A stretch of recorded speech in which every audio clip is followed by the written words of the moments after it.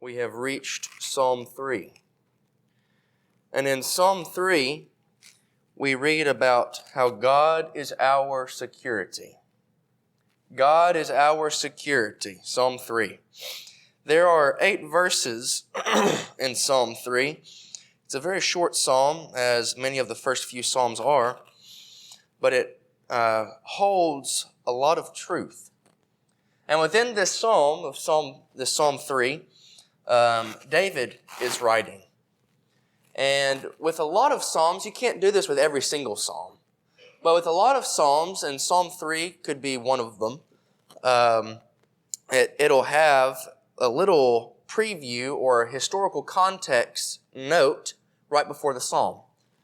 It says, a psalm of David when he fled from Absalom, his son. So if you read this in context of Psalm 3, going back to 2 Kings, or 2 Samuel rather, and reading about how Absalom was trying to kill his father, David, you can see just what distress David was under. And throughout this entire psalm, he is praying to God. We talked about how there are different types of psalms. There's lament psalms, judgment psalms, prayer psalms, nature psalms, and so forth. This one actually contains 3 different types of psalms. Lament, prayer, and judgment. Lament, prayer, and judgment. Those are the 3 types of psalms that we see within Psalm 3.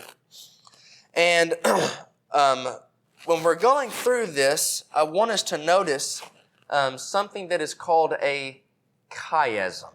I've mentioned it 2 or 3 different times, and we'll notice it a lot throughout the minor prophets when we get into the minor prophets class. But a chiasm, or a chiastic structure, we see so many times throughout the Psalms. And what it is it's a passage of Scripture that points to a main point, and it's right in the middle of the text. And I had Brother Chandler read verses 4 and 5, because right in the middle of the psalm is the main point. We'll go ahead and read that again. I was crying to the Lord with my voice, and He answered me from His holy mountain. I lay down and I slept. I awoke, for the Lord sustains me. Now, if you look at that point right in the middle, it'll actually stagger back from verses 1 and verse 8. And we'll notice that when we get to the very end, we'll notice the exact structure of this psalm. But before we do that, I want to give you the outline. In Psalm 3, verse 1, we see that the security of God is needed. Number 1. The security of God is needed. Verse 1. Verse 2, the security of God is challenged. The security of God is challenged. It's going to be challenged by David's enemies, specifically Absalom. In verse 3, the security of God protects. It protects, verse 3. Verses 4 and 5, the security of God comforts. The security of God comforts. In verse 6, we see that David says that the security of God gives courage to those who are discouraged, if you will. Those who are saddened, those who are facing trials. The security of God gives courage. In verse 7, the security of God saves. The security of God saves. And then finally, he closes out this psalm by saying in verse 8, the security of God brings victory. The security of God brings victory. So let's go ahead and read this psalm. Verse 1, it says, O Lord, how my adversaries have increased. Many are rising up against me. Many are saying of my soul, there is no deliverance for him in God. But you, O Lord, are a shield about me, my glory and the one who lifts my head. I was crying to the Lord with my voice, and He answered me from His holy mountain. I lay down and slept. I awoke, for the Lord sustains me. I will not be afraid of 10,000s of people who have set themselves against me round about. Arise, O Lord, save me, O my God. For you have smitten all my enemies on the cheek. You have shattered the teeth of the wicked. Salvation belongs to the Lord. your blessing be upon your people. Now, I wanted to ask you a question after we get done reading this psalm. Did you see a contrast in David's writing or in David's prayer to God? Notice how it starts out very gloomy. It starts out very discouraging. "O Lord, how my adversaries have increased. Many are rising up against me. Many are saying of my soul, there is no deliverance for him in God." Notice how it's starting out. He's praying to God saying, "Lord, I'm by myself. I can't do this by myself. I am 1 in 10,000. And everybody surrounding me is saying there's no salvation for me in you. They're saying I have no hope." Well, in verse 1, the security of God is needed. We see an increasing of enemies. His enemies are increasing by the hour. Well, if you look at the context of 2 Samuel, when Absalom is trying to overthrow his father and kill him, Absalom is actually raising an army, turning David's men against him. Have you ever heard of David's mighty men? Well, there were a few faithful soldiers dedicated to David, and they would actually be the ones to kill Absalom later on in 2 Samuel. But a lot of Israel, Absalom actually turned against David, and he has an entire army going after David. And David is saying, "Lord, I'm by myself. I am outnumbered. I can't do this by myself." Imagine being in World War II. I don't know if we have any veterans in here, but imagine being in World War II or in Vietnam, and you are by yourself. You are surrounded by tens of thousands of enemies, and you don't have a weapon. You are right in the middle in a foxhole, and you're thinking, how am I going to get out of this? That is the context of which David is in.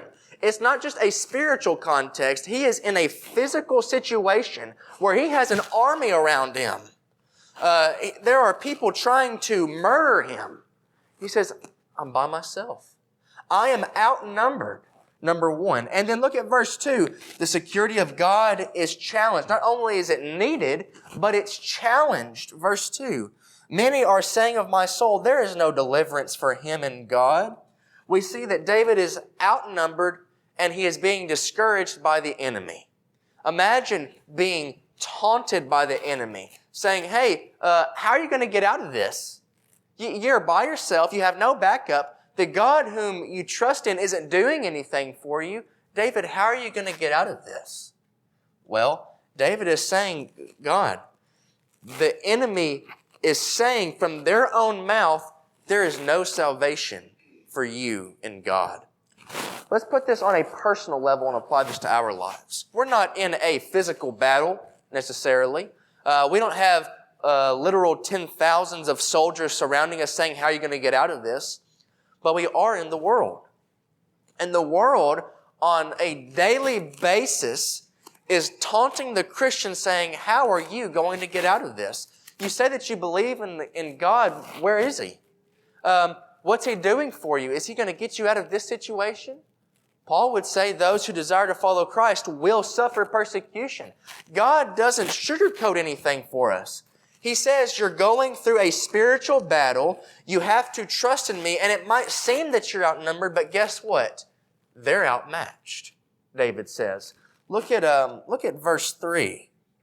In verse 3 he says, "But on the contrary, you, O Lord, are a shield about me, my glory, and the one who lifts my head." Even though David is outnumbered and he is being discouraged, he is finding courage in God, and the enemy is outmatched. Can you imagine? My mind, when reading this verse 3, it's David talking to God saying, God, my enemies are saying that I'm outnumbered. But would you mind showing them just how outmatched they are? Because you are a shield about me. You are the lifter of my head. You are my glory to me. Well, if you go back to the book of Kings, I believe it's either Elijah or Elisha. I always get them mixed up. One of the prophets, Elijah or Elisha, is out in the mountains. And the king of Israel sends his guard out and says, I want you to retrieve this prophet, dead or alive. I don't care, just get them back. Well, he sends an army, and as they come up to this prophet, the prophet says, God, can you please destroy them? And this is not just a small band of soldiers. This is an army. And as they're coming to this prophet, they are completely annihilated. Well, then he sends a second group, and a group after another. And finally, a group gets to the prophet, and they say, we need you to come back with us to the king, dead or alive. It's your choice. And the prophet says, well, let me talk to my God real quick. And he says, would you mind opening up this soldier's ears to what's around us right now?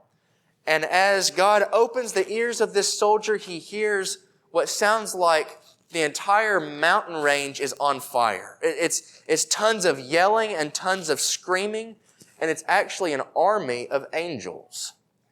And the soldier becomes terrified and runs away with his group. Well, another group comes, and it happens the exact same way, except it wasn't what he hears, it's what he sees.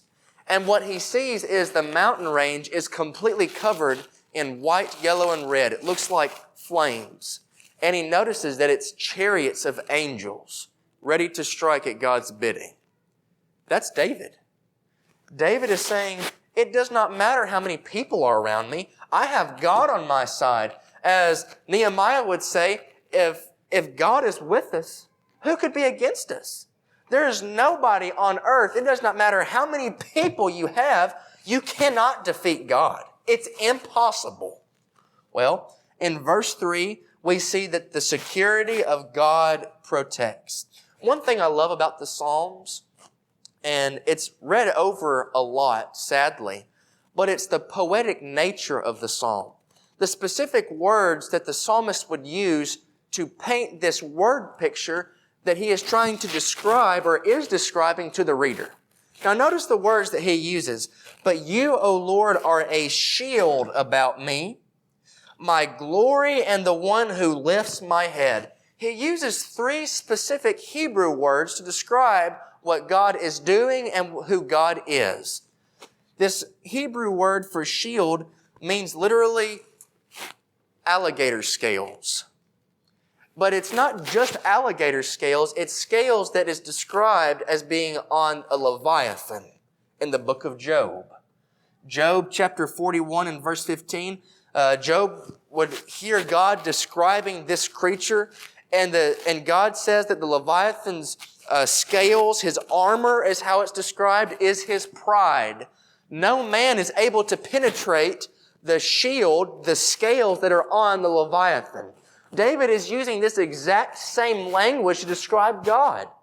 No man can penetrate God. It does not matter how sharp of a sword you have, what kind of manpower you have behind you. You cannot go through God. If God says, this is my shield, I'm protecting this person, you can't touch them. Well, what about this next word picture? My glory. Well, this Hebrew word means a queen in bridal array. A queen in bridal array. Kind of interesting terminology and description. David is saying, God makes me as if I am a bride on her wedding day. How does a bride feel on her wedding day? Well, it should be the best day of her life. The happiest day of her life. And crowned in bridal array, she's glowing, she's beautiful. David says, even in my darkest hour, in time of need and in time of war, God makes me the happiest man to ever live. He gives me glory, He gives me happiness, and He makes this the best day ever. Should a Christian have that kind of attitude? Absolutely. Why? Too many Christians walk around this world with their head hung low, kicking a can, saying, man, this is the worst life. I can barely get through this day. Why on earth are Christians complaining that they've got it the worst when they actually have it the best? I understand that this life brings trials. I'm not saying that we're not going to face trials and we're not going to get discouraged. David got discouraged. Verse 1, it's right off the bat. But he's saying, I can find happiness in God even when I am struggling. It does not matter how hard this life is. David says, God brings happiness. If we want to find true happiness and joy, serve God. What about this third word picture here that David describes? And the one who lifts my head, to lift up into the stars and the heavens. Imagine somebody who is down on their luck and they get them up off the ground and they begin to help them through life and get them higher and higher. That's the idea. He is encouraging him. He's lifting him up. He's helping him in ways that no other man can help a man. That is, fellow man. God is encouraging David, saying, I will lift your head. You know, all these soldiers, all these enemies are trying to beat you down. I'm going to lift you up. But I'm not just going to lift you up, David. I'm going to lift you up into the stars and the heavens. Where is God? Well, the psalmist would describe him as on his holy hill. We're fixing to see that in verse 4. His holy mountain. In the heavens, God lifts me up to where He is. He gives me courage because I am with Him and He is with me because I am faithful to Him, David says. The security of the Lord protects. Look at verses 4 and 5. The security of the Lord, or the security of God, comforts. The security of God comforts. I was crying to the Lord with my voice, and He answered me from His holy mountain. I lay down and slept. I awoke, for the Lord sustains me. Now, I don't know about you. I mentioned, imagine in World War II or in Vietnam. I love watching movies, like different types of war movies. And there's one where I believe it's called, what is it? It's not Saving Private Ryan. It's Hacksaw Ridge. And Hacksaw Ridge is about a man who climbs this ridge to try and get through, and he is a medic, but he claims to be a Christian. He doesn't like to carry guns, he doesn't like to kill, but he was wanting to go into the army, or he was drafted into in the army.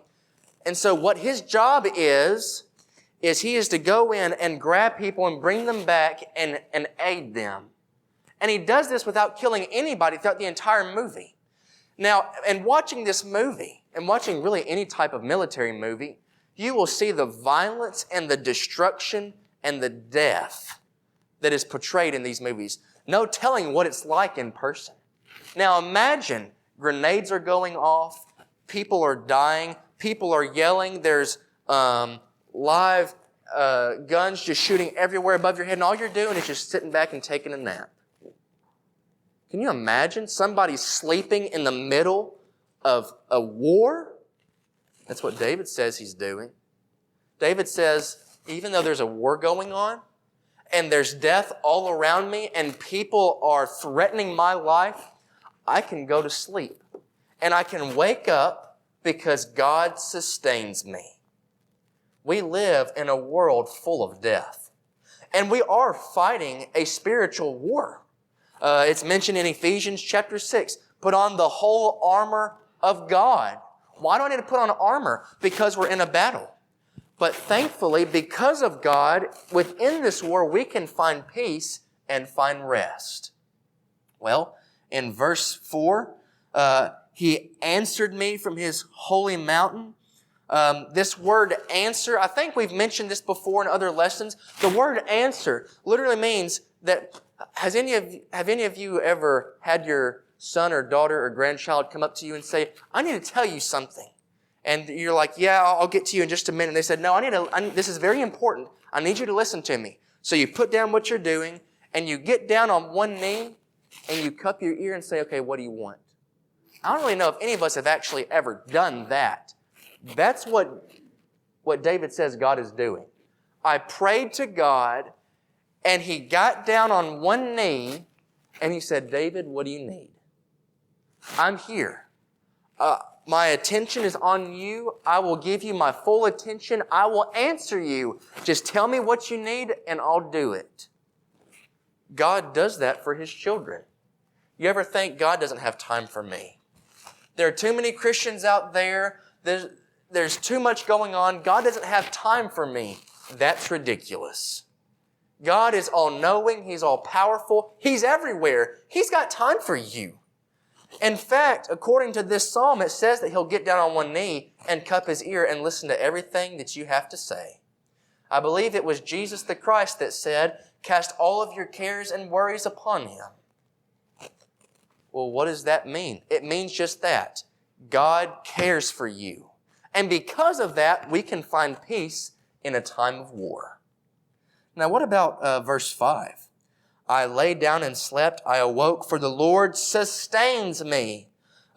One who is crippled and bent over, this word sustain, and one makes their back straight, setting them upright, giving them strength to stand. That's what the Hebrew word means. My grandmother lived with us in Tennessee for about 9 years before she passed away of Parkinson's. And I saw the stages from before she even had it to when she was in the grave.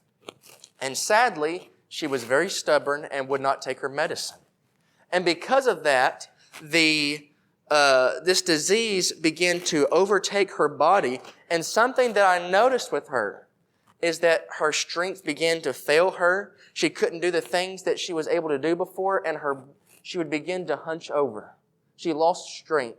And every time she wanted to get up, one of us would have to grab her by the hand and put our hand on her back and push it to lift her up, giving her strength to straighten her spine so she could walk. That's the word picture that David is painting here. He's saying, I am a feeble man, but with God, He is giving me strength and sustaining me to get through this life. Even though my own son has turned against me, even though my own nation has turned against me, I don't know who to trust. People are lying left and right, but I do know that I can trust in God. And it is in God that I can find peace, and that it is God that sustains me. What about verse 6? The security of God gives courage. The security of God gives courage. Verse 6. I will not be afraid of 10,000s of people who have set themselves against me round about. You know, David is an older man at this point. He's getting closer to the end of his life. But it seems like he's almost channeling his younger self when he was facing Goliath. Does anybody remember that? 1 Samuel chapter 17, when he is facing this uncircumcised Philistine, as he would say. He comes up to an army of God's people, and all of them are terrified. Men who are head and shoulders above most people. Saul being the king, head and shoulders above all men, is hiding behind his army in the very back saying, I don't know how we're going to do this. And David says, is nobody going to stand up to this giant? But who are we? We're God's people. Is God not going to fight for us? Let me go down there and I'll take care of them. But it's not going to be me that does it. It'll be God who helps me through this. Well, he carried that attitude throughout his life. Even when it was a hard situation, even when it was within family, he said, it does not matter what the situation is. If it's a complete stranger persecuting me or if it's my own family persecuting me, I have God on my side, and I do not care if it's 10,000s of soldiers surrounding me. God is with me. Let's see, in verse 6, he comforts by casting out all fear. Because God can outmatch all of David's enemies and therefore protect him and find peace, he has no fear against those who wish him harm. Now, I know it's very easy for us in our country to say, well, I'll stand up. I'll stand up for God. The worst that can happen to us right now maybe is we get humiliated, we get ostracized, and we get made fun of. It was mentioned in our Bible class this morning that there are those overseas who are threatened by being beheaded, who are threatened by being burnt alive. There's a congregation I know within the States who support a missionary that works, I believe it's in South Africa somewhere. I remember specifically in Africa. But they wrote a letter not asking for money, for help. They said, we need prayers because we have lost 10 members coming to worship service on the road and people have jumped them and murdered them. We need your prayers. That's not happening to us here, at least in Maybank. But I got a question for you. If it did come down to giving your life for Christ, would you do it? And would you do it with the attitude of David? You can't touch my soul. You may be able to touch my body, but you can't touch my soul. God has that. And is that not who we are to fear? We are not to fear the one who can destroy only the body, but we are to fear the one who can destroy both body and soul in the fire. That is hell. Well, if we fear God and keep His commandments, we may struggle in this life, but brethren, it will be worth it. I promise you. You may face death. You may face persecution. You may face humiliation. But on the day of judgment, when we see God in His full glory, as it is mentioned in 1 John, that we will see Him as He is, and we will be like Him if we're faithful, will we look at heaven and be like, this is it? I got beheaded for this? I was burnt alive because God made this? I want to go back to earth. That's not what we're going to say. What we're going to say is, I forgot what happened on earth. Really? I was worried about what happened there. This is great. If I would have seen it like this, I would have done this 10 times over.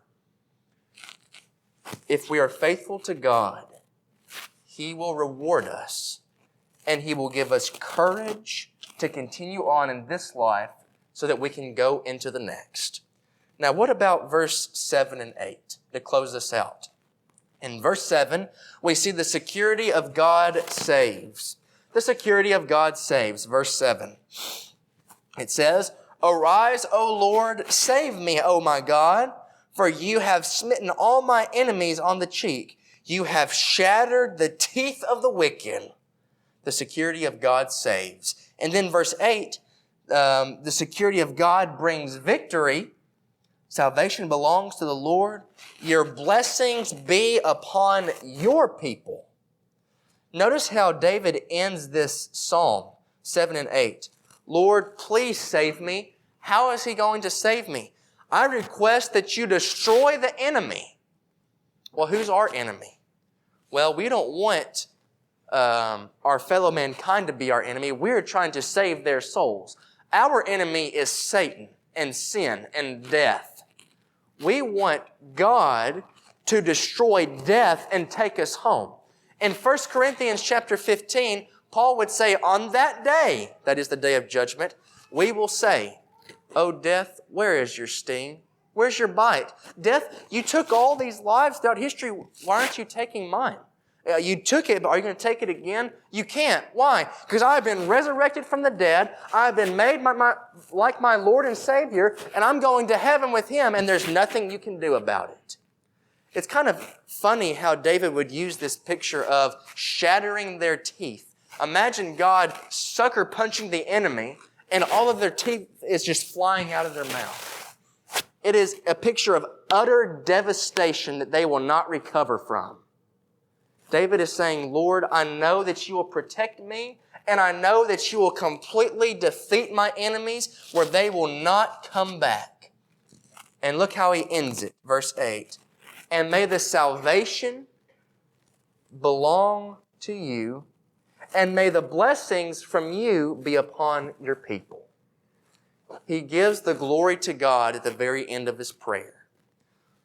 Lord, everything that I'm saying, it all comes from you. It's nothing that I've done.